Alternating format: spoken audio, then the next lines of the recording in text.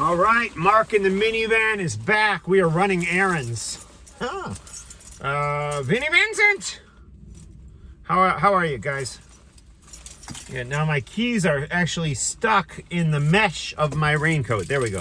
All right, so we are not talking Vinny Vincent. Did the metal Merry Christmas thing ever happen? Yeah, it's raining. It's like freaking sleeting here. People don't like it when I mess with my hair. Well, fuck you. I do what I please. It's my YouTube channel. All right, so let's review some concerts. Been a number of concerts actually lately for me. Usually we get into this time of year and things start mellowing out. Hasn't really been the case because Emily and I recently saw Last in Line, Zebra, and The Cult. And later this week we're going to see Rat for like the 90th time this year. No, just seen Rat a bunch lately, but always have a good time. And this time they're playing like right by my house, so I have to go. But let's start with Last in Line. They played at the Debonair Music Hall, formerly known as Mexicali in Teaneck, New Jersey. I will say we've seen them in this room before. They've played there a number of times, and the crowd wasn't great. It was like a Friday, Saturday night. So the fact that it was not really well attended in a small club. I mean, you're talking, to me, you know, Vinny Appice, Vivian Campbell. These are legendary guys. So I don't know. It's a sad state of things. Now they've come through this area a number of times. Teaneck is right near New York City, so I feel like, again, another one of these bands that's like Ace Frehley has the last few times I've seen him in the Northeast, truly suffering from overexposure. You can't play the same geographic area every 6 months and expect that people are going to keep showing up to your gigs. You just can't. And little kid crossing the road in front of me. I'm going to turn on the heater, which may make it louder, but I got to defrost the windows. It's miserable here, weather-wise. But yeah, Last in Line. So that aside, I'm just being honest. That's what I do. I'm honest, Not a great crowd. The second Last in Line album, I thought I tried to listen to it all the way through. I didn't quite make it. Kind of boring. But listen, you get all those Dio classics in the set list. And it was funny because the place, the small crowd that was there, I would say 100 people or less, maybe less. When they would play the Dio classic, everyone would go crazy. Then when they would play the new Last in Line material, not so much. I did like a song or two off of that first album, and they did actually play the first Last in Line album. They did play some of that, but we want to hear stuff off of Holy Diver and Last in Line. I don't think we got anything off of Sacred Heart, which is a shame.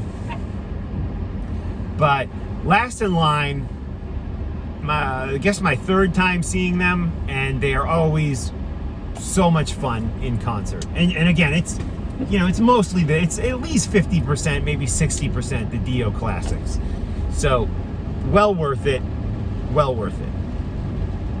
Zebra. So we were at the Zebra show at the Beacon Theater earlier. I don't know if that was this month or last month, to lose track. And it was kind of a last minute thing. I'd heard one of our patrons, Mike Jones, was going to be there, and I was like, hey, that sounds like a fun thing. So Randy Jackson came out and played an acoustic set, and then he came out and did a full set with Zebra. It was a fill-in drummer who was some guy who was of some significance. I don't know. They said he'd played with Black Sabbath and Quiet Riot. Bobby somebody? I can't remember who it was. Which I always thought Frankie Bonelli was the drummer of Quiet Riot, always. But maybe he played some of those recent shows where Frankie couldn't go because he was, in cancer treatment. I don't know. But anyways, Zebra, it was an interesting gig because I liked it. First of all, it took us 2.5 hours to go 22 miles to get into the city. to the Zebra show because of just awful traffic.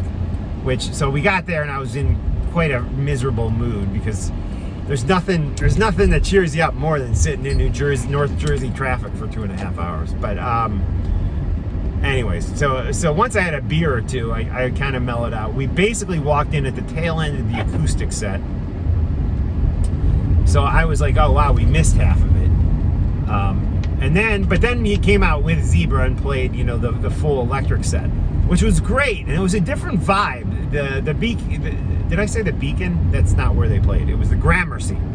The Gramercy, much smaller room than the Beacon. But they were playing the Gramercy, and they had chairs up in the Gramercy, which I'm not used to seeing. I've seen many shows at the Gramercy, never have seen chairs put up. But it worked, man, and Zebra was loose. It wasn't one of these bands where, boom, one song into the other, everything is well choreographed and rehearsed, and every note. Nah, they kind of like tune their guitars up, getting noise out of guitars, loose, little chatter on stage, and I liked that. There was a real feel to it, that everything wasn't so polished. And I thought the set was great. I loved hearing the Zebra classics, and so much fun, man. And like I said, not super polished. I like it. I like it.